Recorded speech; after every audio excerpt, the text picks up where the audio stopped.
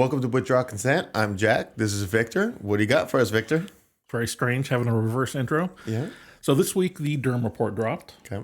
And so we're going to go over that very lightly. And this video isn't about Trump was right or left versus right and all that kind of stuff.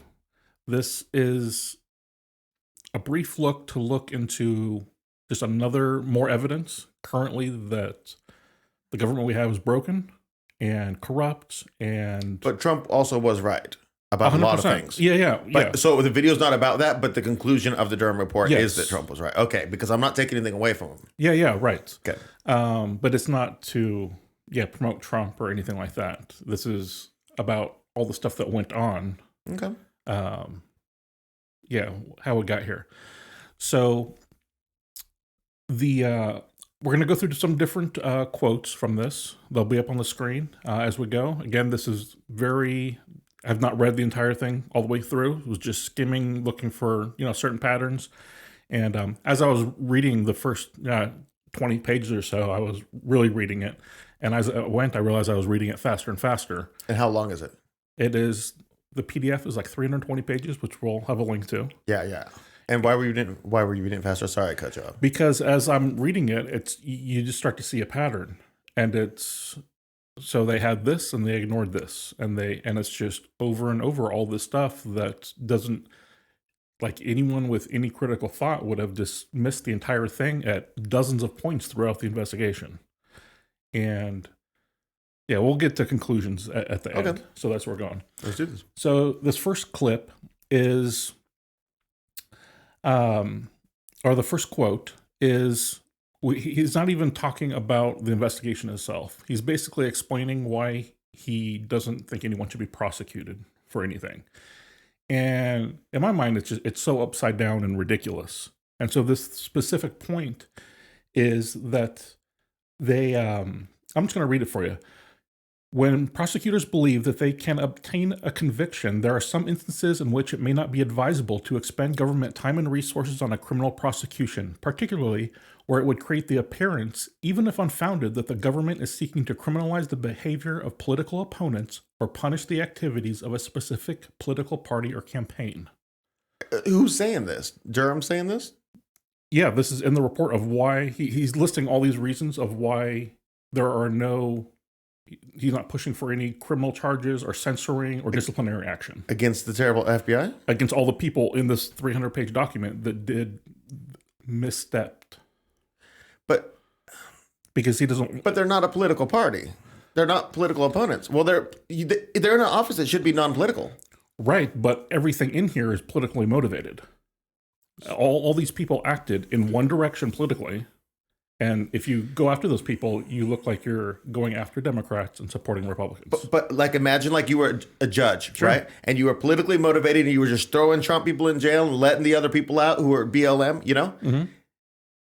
And then you do something else that's really illegal. And they're like, oh, but since he's politicized his position that's apolitical, we can't go after him for this other thing. Right. It's insane. Yeah, no, it's how about just go after the bad guys? Yeah, like just anybody. Yeah. And so there was a lot of talk about to punish people for these crimes, you have to prove like intent. It isn't just that they ignored all of this pile of evidence that things were. But if you lie to a FISA court, why do you need intent? You're certifying this. Yeah, I don't understand. Okay. So Durham's trash. My first opinion based on this one clip. Okay. Yeah. It's just like no balls or. Again, I just feel like this is just part of, we're going to tell you we did wrong, but look, no one's going to jail and, that type of thing. These? Yeah. All right. So our next little quote here. So let's see. Okay. So I'm just going to read this to you. Indeed, based on the evidence gathered in the multiple exhaustive and costly federal investigations of these matters, meaning this Crossfire Hurricane, which was the investigation into Trump or someone from his campaign party having ties with Russia. Yeah. Right. And this is and they started it while he was campaigning still, right? Right. Okay. Yeah. We'll get into the actual dates of when people knew stuff, and so you understand how long the lies went on and all that. All right. Indeed, based on the evidence gathered in the multiple, exhaustive, and costly federal investigations of these matters, being Trump, including the instant investigation, neither U.S. law enforcement nor the intelligence community appears to have possessed any actual evidence of collusion in their holdings at the commencement of the Crossfire Hurricane investigation. So when the Crossfire investigation was initially opened, there was zero evidence from any intelligence agency. There was nothing. It was just people hearing a rumor that someone, he's involved with someone, and they're just opening investigation. So there was no due process or approval.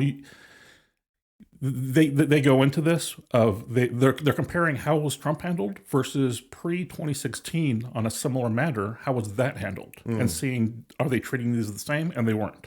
Okay. All right. So before this investigation was started, there was already stuff coming out of the Clinton campaign from multiple intelligence agencies in the U.S. that it's referred to as the Clinton plan. And the Clinton plan was... It's going to be great.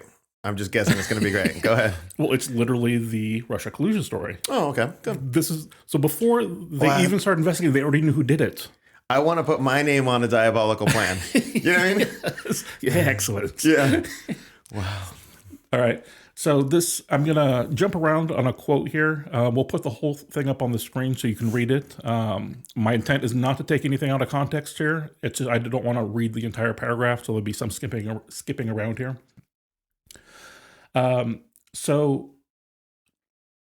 was intelligence that was received from a trusted foreign source pointing to a Clinton campaign plan to vilify Trump by tying him to Vladimir Putin to divert attention from the issues with her email server, because there was this big investigation. Remember all the email server, and so it's like, oh no, look over there. It was like a bright, shiny, right. And that was this plan that we were hearing about from foreign people. So now the FBI then never opened an inquiry, issued any taskings. They did nothing about the Clinton server. But there was enough significance of the intelligence coming in that the director of the CIA briefed the president, vice president, attorney general, and the director of FBI of the situation, of what they were hearing about what the Clintons were up to. Okay? It's amazing. Yeah, it's incredible. Excuse me. But so what I was thinking in that story is, like you said, it's not about left or right, but how does this one lady who's running for president go to the FBI and say, hey, you know that thing that I'm scandaling on? Let's make up a new scandal. Why do they do what she says? Well, I don't know where it comes into the system of who's actually a part of it and who's actually can pull strings and that type of thing. Okay. That would be.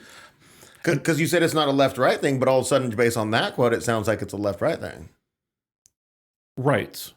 Yeah, I hear what you're saying, but are certain groups is there a propensity to be going with the flow and what the system wants, and others are more fighting back, and that divide? Okay, I see. Maybe. So if it was a different Democratic candidate, then they might be doing the exact same thing for the Republican if he was more establishment. Right. If it was a Bush or something, then maybe so it's not tied. Okay, maybe not tied to the party, just the individual. Okay. Because we did have a system candidate and a supposedly non-system candidate in 2016. Okay. All right. So this is about the Clinton plan. The Clinton plan intelligence itself and on its face arguably suggested that private actors affiliated with the Clinton campaign were seeking in 2016 to promote a false or exaggerated narrative to the public and to the U.S. government agencies about Trump's possible ties to Russia. So again, this was coming out of the Clinton Foundation or the campaign, and like they knew this going in that there was already information that it was tying back to her in 2016, like before the votes and all that. And we're getting to the dates right now. It's interesting. It's kind of like your strategy could be like, my opponent is weak on healthcare, or my opponent doesn't support the military enough, you know? Yeah. But this is just like, you want to hear a lie? My opponent's a traitor to the United States. Should be hung by the neck until dead. That's amazing. Yeah. It's escalating like to the... I feel like it's just banana republic politics. It really does seem like it. Yeah. And everyone, well, it's supported. So is that a reflection on the Democratic Party? Because I'm still trying to think about this. Or is it just a reflection on Hillary Clinton and people who worked for her and campaigned for her? That they were willing to do this? Yeah, because I mean, that doesn't affect how you look at Adam Schiff, who's a piece of trash. But it doesn't affect how you look at him. Well, he was actually the mouthpiece for this thing, so he's the worst person to pick in the Democratic Party. Do you know what I'm saying? Okay, but take like an Elizabeth Warren or something. Okay. And so what is the point you're trying to make?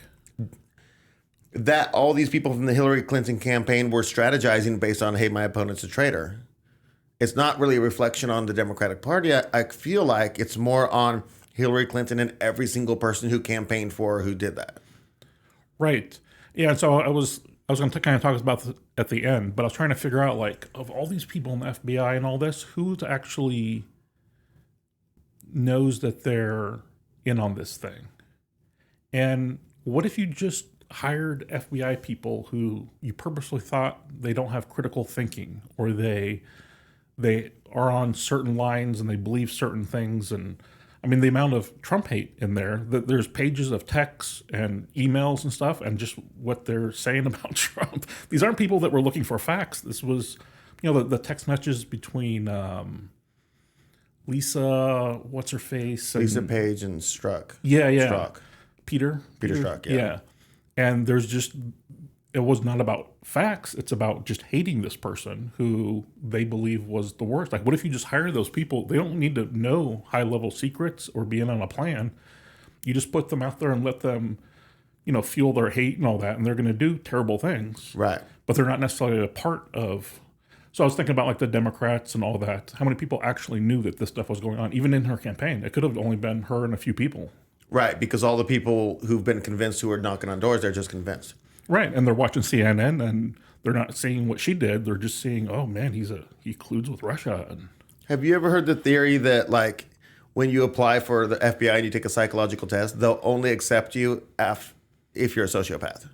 Oh, okay. They're just looking for people who are mental degenerates. Right. Because you're not going to fit in. Right, and you're willing to do things other people wouldn't. Right. And I'm not talking about, like, crazy military people. I'm talking about, you know what I'm saying? Right. You gotta be out there. But military people can do crazy, like physical stuff. In the FBI, you just need to have bad morals and that type of thing to be able to justify whatever action they have you do. Yeah, interesting. So now when we get into the dates of this, of who knew what when, he was very clear that these are guesses, but these are basically the events where we know certain people in the FBI knew certain things. Okay? So this is August 3rd of 2016. So we're a couple months, 3 months out from, or 2.5 months from the election. And there was the CIA director, Brennan, met with the president, vice president, and other senior. So Obama, Biden, and other senior officials. So it's still, they're still in office. And it was regarding, Brennan had a declassified handwritten note, we now know what it says. And his words, alleged approval by Hillary Clinton on the 26th of July of a proposal from one of her campaign advisors to vilify Donald Trump by stirring up a scandal claiming interference by Russian security forces. And who's Brennan again? I forget. I believe he was CIA director. Okay. So wow. We have months before he was elected. They already knew where it came from. And think about how long Russia collusion. I feel like it was 2 years. Yeah. Because Ukraine was 2019. Maybe it was 3 years? Or 2.5? Sure. It was an incredibly long time. Yeah, it really was. I mean, how long were we waiting for the Mueller report? Oh, the Mueller report. It's coming for Christmas, remember? Yeah, right. It was a long time. Yeah. And that whole time, we knew it was wrong. Okay, so. This is just like, I'm sorry, I just got to analyze each little thing, but it's like, this is, maybe I should save it for the end. But this is just amazing because Clinton's trash. Okay. Doesn't reflect poorly on Trump at all. He's been telling the truth about a lot of stuff. These dudes, Brennan, Biden, Obama, the AG, it says, you didn't read that part, but yeah, these guys are all trash. But they could have hit it better. Like Durham could have just made a fake report and said, no, they were actually playing tiddlywink. You know what I'm saying? Yeah. They're giving you some information. Because they just know it doesn't matter. It does not matter. And that's insulting. It is. Yeah, incredibly. No one's going to care about this. Yeah, I feel disrespected. Yeah. But I do care. And I hope you do too, honestly, you know? Yeah, there was an interview with a one of the general counsel for the FBI, who's no longer, he's retired now. But when Durham was doing his investigation, he interviewed this guy. And he showed him, I believe it was this note, and had him read it. And he said, if I had known that this existed, I would have treated everything revolving Crossfire Hurricane in a completely different manner, because I would have been way more skeptical and that type of thing. So there was not only people were purposely doing the wrong thing in the FBI, there were stuff was being hidden from the people who, I don't know, may not have been on board. Or... Wait, you would have been more skeptical? Let's look at this. It says campaign advisors to vilify Donald Trump by stirring up a scandal claiming interference by the Russian security services. Right. So you'd be a little skeptical of that, would you, bud? Yeah. Do you know what I'm saying? Maybe he's trying to protect himself. But remember, this whole thing wasn't even investigated. All this intelligence that we had. Okay, so you said it was a multi-year period. It was forever. How many whistleblowers were there in the FBI that came out and said this whole thing's completely fake? 0. Okay. As far as I remember, yeah. So there's not one patriotic American who goes, that this was is wrong. in the know. Right. That this was fake. And again, that shows the type of people who are there, who it's not about right and wrong or foundational American beliefs. It's about political affiliation and winning. You know, it really feels that way. Okay. I feel like I'm getting an FBI vibe here. Okay. Yeah. So I think I'm channeling some FBI-ness. What about this? What if the idea was a psychological operation to denigrate Americans? And what if we were both secretly federal agents just talking crap about the federal government and the three-letter agents in order to denigrate the viewer about how weak they are about not doing anything? Because this is denigrating right here, showing us this information that the federal government's so bad. But what if on top of that, just to add the cherry on top, we were federal agents and our entire job was to make videos? You know what I'm saying? Just about how bad the federal government is. And then talk crap about how people won't do anything. And because that's how weak they are. Right. That's, man. Wow. Boy, you know, I got a phone call. Hold on. Right. I was kidding. They're like, oh, personality profile. We got you. Supervisor wants to talk. Oh, gosh. All right. So now this is after Durham talks about the earliest that we've heard about this being talked to, like in the political arena. Then it went into, well, when was there greater FBI awareness? When were more people brought into the loop on this? Okay, interesting. So now this is August 22nd. So we're a little bit, what was August? 2016. But we're, August, so beginning of August. So we're 19 days later from the meeting with the president. Okay.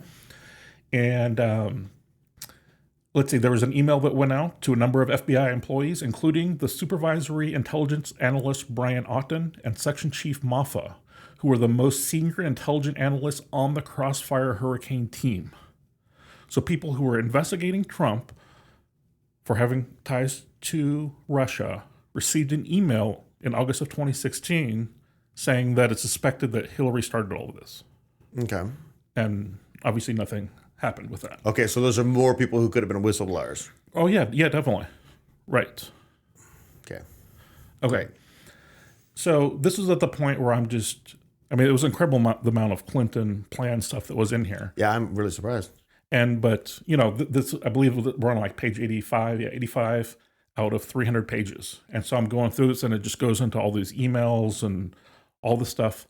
And that's why I'm starting to see the pattern. So then I went to the end, like, well, what did he come up with in the end? Okay. So he has this list of like 10 or 12 takeaways.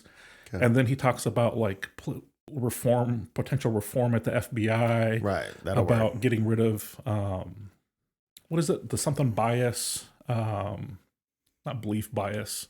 You know, when you're letting your beliefs affect the work that you do, confirmation bias.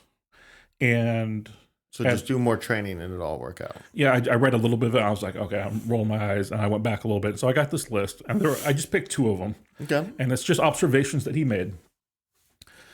There was a complete lack of information from the intelligence community that corroborated the hypothesis upon which the Crossfire Hurricane investigation was predicated. So going into this, there was nothing from anyone else, but yet the investigation continued. Now that I think about it, This is the one. Correct me if I'm wrong. Mm-hmm. No, wait, is that Ukraine Gate? What was the one where 50 senior intelligence officials, former senior intelligence officials, said it was legit? That was Russia, right? No, that was the Biden. That was Hunter's laptop. Okay. They said it was Russian disinformation. That would be funny if it was this one because there was no, you know what I'm saying? There was no actual evidence. No actual evidence. Okay, well, I tried, whatever. Okay. The last one. The FBI ignored the fact that at no time before, during, or after the Crossfire hurricane were investigators able to corroborate a single substantive allegation in the Steele dossier reporting.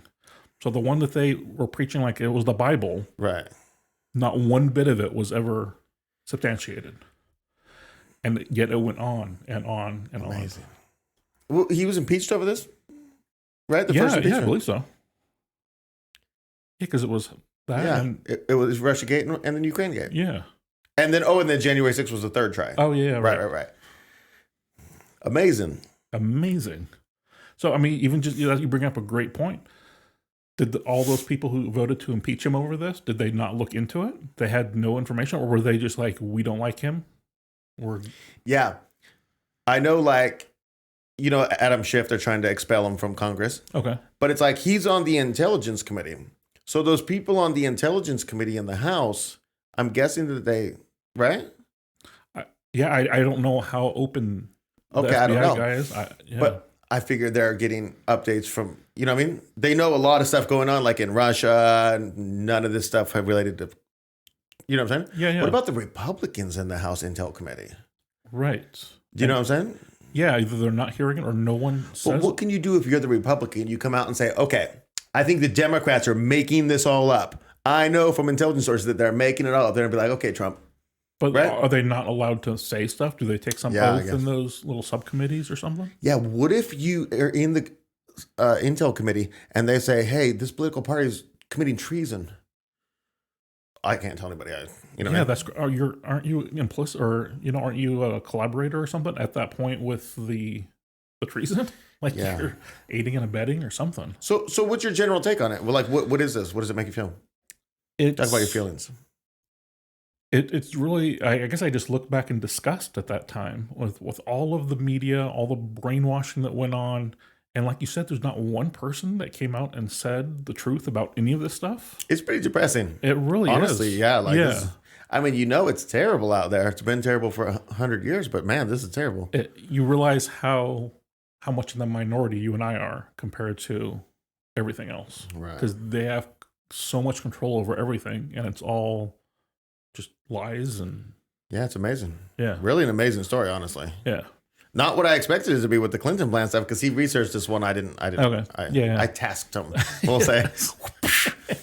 Okay, so is that everything? Yeah, that's it. Okay, well, appreciate you joining us. Hopefully you enjoyed this and you get to enjoy with us how terrible your government and your three-letter agencies and the media. But if we vote harder, yes, 2024, baby, I think we can do it. But do vote at your local elections and stuff. Yeah, definitely. Seriously. And I hope you join us next time. Bye.